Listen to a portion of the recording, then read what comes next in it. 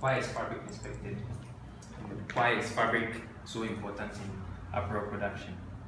One, fabric is the greatest investment when it comes to apparel production. Let's say, see, there was a story here in Ghana some time back, if you remember. We had the Melcom building falling apart in Achimota. And why did that happen? That happened because the contractor apparently was using very bad raw materials for construction. Aside having bad workmanship, he had very bad raw materials being used. In the end, the building keeps crumbling down, costing so much lives and so much, how do I call it, investment. It's the same when it comes to fabric and apparel production. Because fabric is a raw material, it has a great impact on the finished product. So if it's not inspected and it's not given the right quality, then it's going to be garbage in, garbage out. Premium in, premium out, mostly. Okay. So aside that, we ask ourselves to, what is a defect? In general terms, a defect is something that mars the beauty of a product, right? So when it comes to fabric, a defect is anything that will make the fabric unfit or unusable for its purpose. So if you have to really qualify fabric quality, it's how fit for use or how enchantable fabric is for its purpose. Okay. So then I have something here that says some defects that can merit a complete fabric failure if fabric is to be inspected. We have running defects. The running defect is a defect that runs through, let's say, all the lengths of the fabric. The second one is the full width defect. The full width defect is such that if the supplier has stated that it's 46 inches and it comes at 42 or 43, it's a full width defect. It goes off. The fabric is not accepted. We have a roll length. So apparently, if the roll length is 1%, just 1% lesser than what the supplier has stated in his invoice, we are off. It's a defect. Yeah.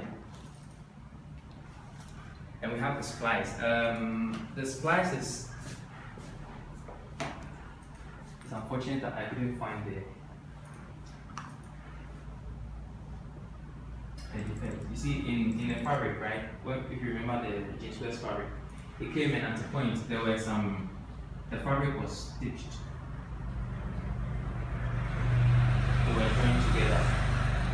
I'm not sure you remember that, but if we find this in a roll of fabric, it's a big defect. It can merit a complete reject. But the thing is, if the splice length is 25 meters or less, then we can reject it. But if it's more, we can consider it. Yeah. If the splices in one roll of fabric is coming at, let's say, 20 meters, then there's a splice. It goes 23 meters. No, the fabric is gone. It's not accepted. So that's it. So is it basically like the bits of fabric? Yes, bits of that's fabric joined together to make a long roll? Yeah. So it can be acceptable if it is more than 20 More meters than because 25. we can make a layer of it. Right, okay. So And it probably that's- depends on your lay plan too, right? Yeah. So that's why I said it's considerable. I mean, by the consumer. Yeah. If you don't consider it, you just tell the supplier to count for this. And then we have the bow and the skew. This one has caused so much issue for it's the bow, or the skew. So I'll just explain briefly. What is it? The bow is, let's say this is, we have the width of the fabric this way, right? And the bow normally happens in striped or checkered fabrics, the bow and the skew. So you see with the design this way, this is the width I mean, this is the width of the fabric. This is the length, right? You find a design going this way. It's more like an arc. It's not straight. No, yeah. This is what we call a bow, and it comes in so many ways. You have one that goes this way, that's like a double bow, and there are some that goes this way and that way. We call this like a double reverse bow. And the check fabric. Yeah, and stripe. You see, this one is not bow or skew, so when they sew, you can see that the fabric is joining up together well. Okay, and there's also one that there's also some that goes for the bow. This is having the width. You find some that you have the length going okay, then at the end it's end this way. This is called a hooked bow. So you can have a double hooked bow or a double reversed hooked bow.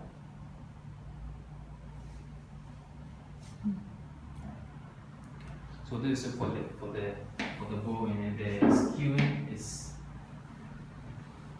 this is what happens with the skewing. Yeah. So these are like defects. You're talking about Defects. These are defects. I'm bringing this earlier because these are defects when you have them. You see them initially. In fabrics. Yeah, in fabrics. Okay. It's not like a sewn fabric, just the raw material. No, fabric. These defects can be seen in the raw fabric. If you are to send the fabric on at this stage, then it's to your own detriment. That's why these issues should be detected earlier on in fabric inspection. So when it comes to skewing is such that having the width of the fabric, the design strays to one side. This is also matching the James West fabric. I'm not sure you are aware of that. You saw in the James West fabric, and this is also very crucial when it comes to I'm just asking a question because I want to understand. Yeah. The James West, I thought that we use most of them was the kente, or this is a different. Yeah, I mean the print fabric. Remember we made the African print fabric. Yeah. Because they have straight lines going through, the skews were quite visible when we made the print. And on the international level, which even on the normal level we can choose at home, but on the international level, it's maximum 2% accepted when it comes to bowing the skew. And you know how this 2% is calculated? Calculated by the width of the fabric. Having the width this way, right? If this is the skew, you take the measurements for this. Right, so let's say skew, this is the skew length, right? And this is the width of the fabric. So you take the skew length as a percentage of the width of the fabric. So let's say if you have, let's say 36, right? And we have, let's say 2 and 0. The bow percentage is going to be 2 over 36 times 100. And sum up this. That's 18.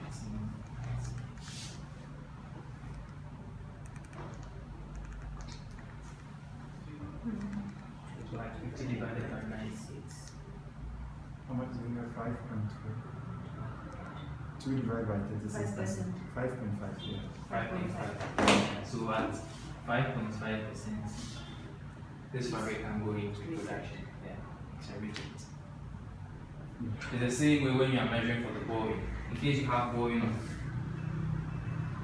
this length, right? This is the highest point of the arc. This where you measure. But this, how would you be able to determine it if the fabric comes in a roll? So that means you have to unroll all of them to determine. Yes, I'll be coming to that. Good question. Very good I'll be question. coming to that. So when the fabrics come, right? Maybe I'm jumping forward, but let me just answer this. When the fabrics come, They usually come in rolls. Like, where's the paper here? Yeah. Yeah. Fabric rolls. Sometimes they come in bunches, folds. Okay. Yeah, but mostly it's Roll. rolls that they come in. And we use an inspection frame machine that is for the big industries. We don't have one now. Not yet. We'll get one soon. We get one soon, very soon. So we do it on the table. Yeah, we do it on the table. I'll come to that. table. Yeah, I'll come to that. Alright, so that's for the and then the other defects that will merit complete is fabric odors. At the point we saw that during the jeans with the crepe fabric, the rectangle Yes, fabric yes. that came, yeah, there was a bit moldy and smelly. But at that point we didn't have a choice, so we had to cut everything. And then there's the holes. Yeah, when they have current holes, big ones within the fabric. It gets to a point you have to cancel everything out. Okay. So then we come to the 4-point system. 4-point.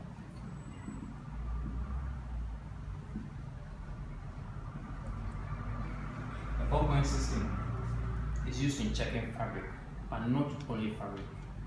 There's a standardized quality checking system all over the world, used in checking everything, wood, metals, and everything. But we are dealing with fabric now, so we are trying to adopt that. And it is said that it is used to great quality, in that not more than 4 points,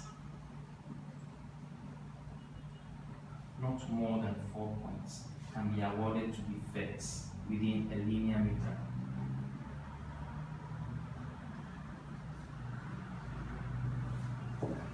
So there's nothing like 5 points in 4 points instead. By a linear meter, is that dependent on the fabric width or Yeah, no, the length of fabric. just that the is length, measured. not the width? Okay. But it is calculated, it is measured to using the width Okay. and the lengths of the defects. Yeah. And with the 4 points, we have 1, 2, 3, 4. 4 being the highest point, that like the maximum defect you can have.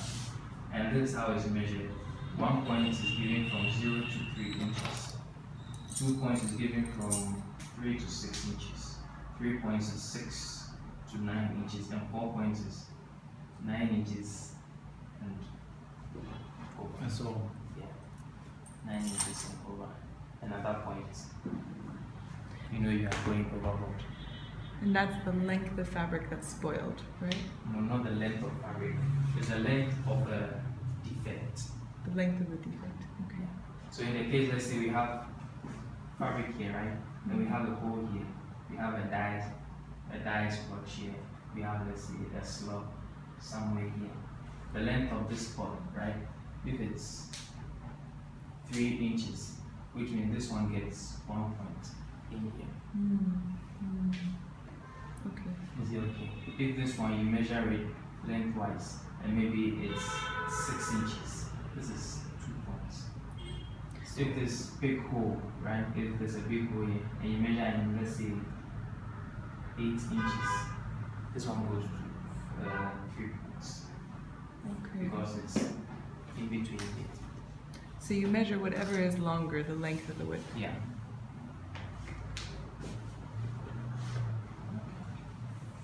Is this understood to this point?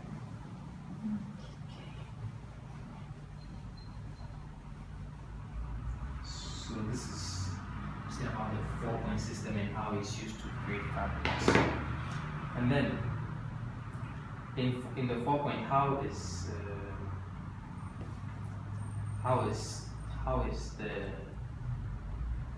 the length of, I mean, how do you select lengths for inspection? If you have 100% of the fabric coming in, right? At least for acceptable standard, at least 10% of the total fabric is selected for inspection.